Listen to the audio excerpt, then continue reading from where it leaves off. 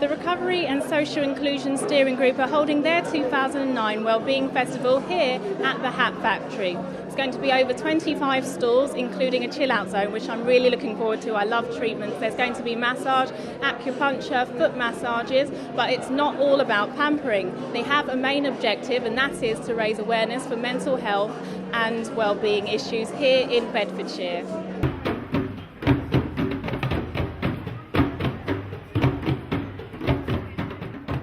So the main objective for the Wellbeing Festival is to raise awareness for mental health and wellbeing issues. It can be quite a difficult and delicate topic to discuss. How are you going to address this particular topic? I think what we're trying to do is to do it in a way that attracts as many people as possible, because we need to demystify mental health and mental well-being and make it like physical well-being. We're quite able to talk about if we break our leg, but we're perhaps not quite so happy to talk about if we have emotional problems. So it's to try and make it the same and to make it as accessible and easy to talk about.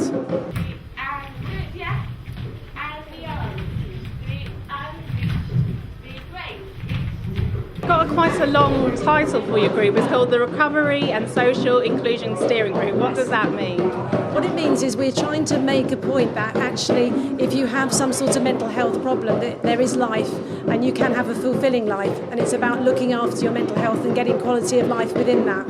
And the social inclusion bit is the fact that people with mental health problems tend to be one of the most excluded groups in our society because of the way we view them and treat them, and we're trying to turn that round. We're trying to say don't stigmatise people, don't discriminate, treat people as people and stop working with a label. So I think this is quite interesting for me because both of my parents are carers. My mum's still a carer, and I know after a hard day's work it's quite difficult to unwind, and they take a lot. I've never even heard of this. Can you tell us a bit about the organisation? Well, I work with a trust. It's BLPT, Mental Health Trust, that is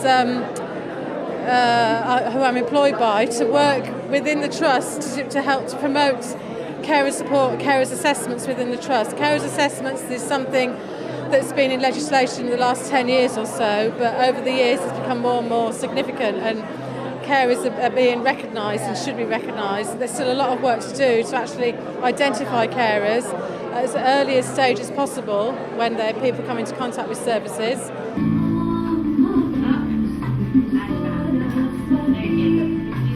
My role is actually mental health advisor, and I support students specifically with mental health problems, either those that develop them while they're at university, who actually come to university with a mental health diagnosis.